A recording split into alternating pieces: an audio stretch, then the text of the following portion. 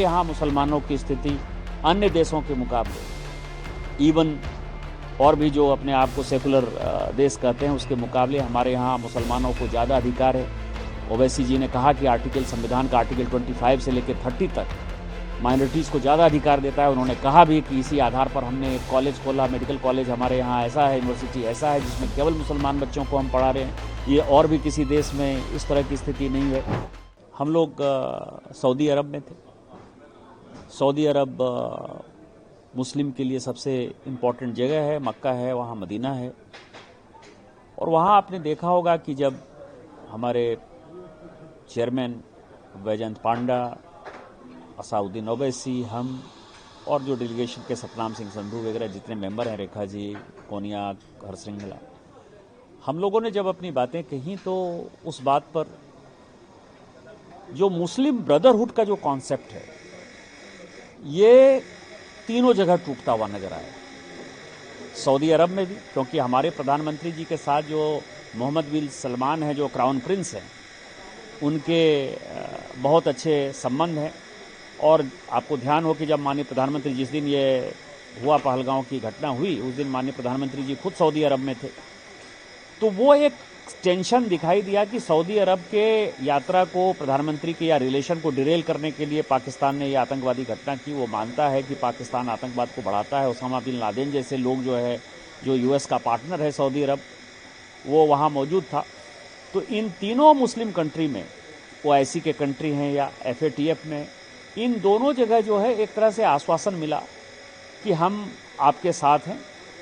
और इस यात्रा में जो एक बड़ी बात आई कि जो मिसकंसेप्शन था वो, कि फिलिस्तीन के बारे में हम क्या कर रहे हैं, इजराइल के बारे में क्या कर रहे हैं, मुस्लिम की वहाँ की स्थिति क्या थी। तो जब ओवैसी इन चीज़ों को कहते थे कि हम 25 करोड़ मुस्लिम हैं और पाकिस्तान से ज़्यादा मुस्लिम हमारे यहाँ हैं, हमारे यहाँ, हमारे देश में जो है समस्याएं हो सकती हैं कि कौन सा ऐसा घर है जहाँ की छोटी मोटी समस्या नहीं होती है, हिंदू हिंदू में समस्या नहीं है क्या। लेकिन जो हमारा डेलीगेशन था वो चूंकि हिंदू, मुस्लिम, सिख, ईसाई, बुद्धिस्ट पांचों का था, तो ये सबों को आश्चर्य लग रहा था कि हम पांचों एक साथ हैं, पांचों एक ही तरह की बातें कर रहे हैं। पूरे डेलीगेशन के मेंबर्स ने भी जो है, कोई ऐसा समय नहीं हुआ, आपने देखा होगा पिछले 10 दिन में, कि डेलीगेशन के किसी मेंबर ने एक दूसरे को काटने का प्रयास किया। सब ने एक दूसरे को सपोर्ट करने का प्रयास किया और सब मन से भारत के लिए आए थे। तो चाहे सऊदी अरब का सवाल हो, चाहे कुवैत का सवाल हो, चाहे बहरीन का सवाल हो, इन तीनों में हम लोगों को एक तरह से बड़ी मीटिंग दी। सभी जगह उप प्रधानमंत्री जी से मिले हम, सभी जगह आपने देखा होगा कि सऊदी अरब में भी जो वहाँ के फॉरेन मिनिस्टर हैं जुबैर, जो कि पूरे गाइड करते हैं, जो थिंक टैंक है फॉरेन मिनिस्ट्री का, जो डिफेंस मिनिस्ट्री का थिंक टैंक है, उन सबों के बात हुई। बहरीन में और कुवैत में तो उप प्रधानमंत्री जी से मीटिंग हुई। तो ये चारों देश के यात्रा के बाद हम कह सकते हैं कि माननीय प्रधानमंत्री जी ने जिस मिशन के साथ इस डेलीगेशन को भेजा था, उस डेलीगेशन ने एक बड़ा काम किया। 4-5 चीज़ें जो है हमने क्लैरिटी दे दी। एक, जहाँ तक फिलिस्तीन का सवाल है, हम 2 नेशन थ्योरी में बिलीव करते हैं। हमास के हम समर्थक नहीं हैं, आतंकवाद के हम विरोधी हैं, लेकिन हम फिलिस्तीनी जनता के साथ हैं। इसीलिए वो कंसेप्शन हमने ख़त्म किया। दूसरा, हमारे यहाँ मुसलमानों की स्थिति अन्य देशों के मुकाबले, इवन और भी जो अपने आप को सेकुलर देश कहते हैं उसके मुकाबले हमारे यहाँ मुसलमानों को ज़्यादा अधिकार है।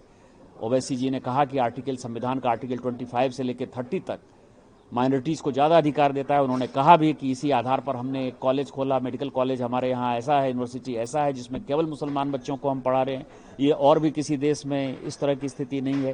तो उस मिसकंसेप्शन को ख़त्म किया।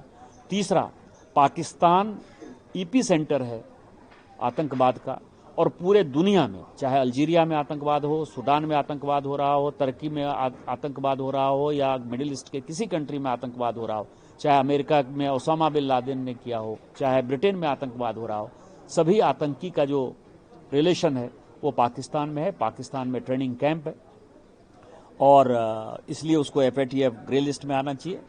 और फाइनली जो कंक्लूजन हुआ, उस कंक्लूजन के आधार पर हम ये कह सकते हैं कि जो मिसकंसेप्शन हम लोगों ने ख़त्म किया, उसमें पाकिस्तान की स्थिति खराब होगी।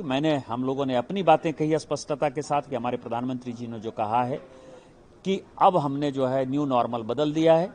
यदि पाकिस्तान गलती करेगा, यदि वो कोई आतंकवादी घटना करेगा, तो हम आतंकी में और पाकिस्तान की मिलिट्री में कोई फर्क नहीं करेंगे, हम उसके ऊपर अटैक करेंगे। और चूंकि वो भिखमंगे की तरह पूरे दुनिया में घूम रहा है, जो पैसा दे रहे हैं लोग, हमने ये भी समझा दिया कि जिस तरह के माहौल है, ट्रेड डेफिसिट है, बैलेंस ऑफ पेमेंट है, उसका फॉरेक्स रिजर्व कुछ नहीं है, लोगों को रोटी नहीं दे पा रहा है, तो एक तो आर्थिक आधार पर वो कमजोर होकर टूट जाएगा, और दूसरा यदि उसने आतंकवादी घटना हमारे यहाँ की तो न्यू नॉर्मल में हम टिट फॉर टैट उसके ऊपर अटैक करेंगे। और इस बार जब अटैक करेंगे तो पाकिस्तान तहस नहस हो जाएगा, बर्बाद हो जाएगा, पाकिस्तान नाम का कोई देश नहीं बचेगा। इसीलिए हमने आप सबों से रिक्वेस्ट किया है, चारों देशों को हमने कहा कि आपसे रिक्वेस्ट किया है कि आपसे जब कभी भी पाकिस्तान की बात हो तो आप कहिए कि टेरर का बंद करिए, आप आतंकवादी घटना बंद करिए, नहीं तो हम आपको न सहयोग कर पाएंगे न बचा पाएंगे।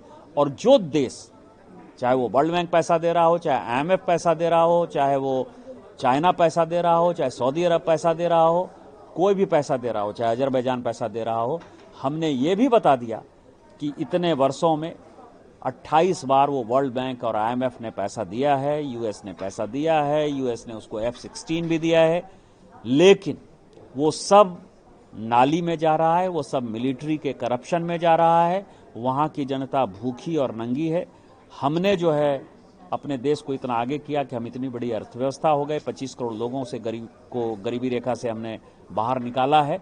हमारा और उसका कोई मुकाबला नहीं है। आप जो पैसा दे रहे हैं वो सब आतंकवाद को प्रश्रय देने के लिए दे रहे हैं।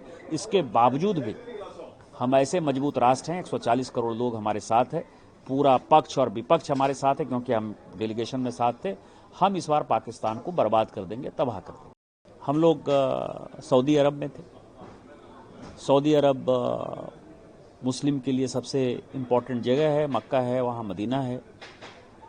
और वहाँ आपने देखा होगा कि जब हमारे चेयरमैन वैजयंत पांडा, असाउद्दीन ओवैसी, हम और जो डेलीगेशन के सतनाम सिंह संधू वगैरह जितने मेंबर हैं, रेखा जी, कोनिया, हरसिंगला, हम लोगों ने जब अपनी बातें कही तो उस बात पर जो मुस्लिम ब्रदरहुड का जो कॉन्सेप्ट है, ये तीनों जगह टूटता हुआ नजर आया। सऊदी अरब में भी, क्योंकि हमारे प्रधानमंत्री जी के साथ जो मोहम्मद बिन सलमान हैं, जो क्राउन प्रिंस हैं, उनके बहुत अच्छे संबंध हैं। और आपको ध्यान हो कि जब माननीय प्रधानमंत्री, जिस दिन ये हुआ पहलगांव की घटना हुई, उस दिन माननीय प्रधानमंत्री जी खुद सऊदी अरब में थे।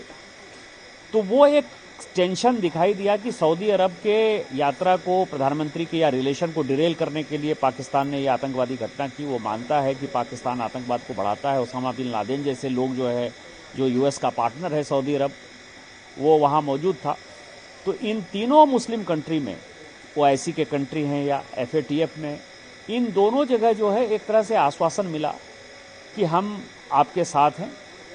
और इस यात्रा में जो एक बड़ी बात आई कि जो मिसकंसेप्शन था वो, कि फिलिस्तीन के बारे में हम क्या कर रहे हैं, इजराइल के बारे में क्या कर रहे हैं, मुस्लिम की वहाँ की स्थिति क्या थी। तो जब ओवैसी इन चीज़ों को कहते थे कि हम 25 करोड़ मुस्लिम हैं और पाकिस्तान से ज़्यादा मुस्लिम हमारे यहाँ हैं, हमारे यहाँ, हमारे देश में जो है समस्याएं हो सकती हैं, कि कौन सा ऐसा घर है जहाँ की छोटी मोटी समस्या नहीं होती है, हिंदू हिंदू में समस्या नहीं है क्या।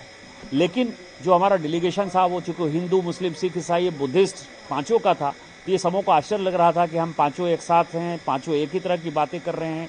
पूरे डेलीगेशन के मेंबर्स ने भी जो है, कोई ऐसा समय नहीं हुआ, आपने देखा होगा पिछले 10 दिन में, कि डेलीगेशन के किसी मेंबर ने एक दूसरे को काटने का प्रयास किया। सब ने एक दूसरे को सपोर्ट करने का प्रयास किया और सब मन से भारत के लिए आए थे।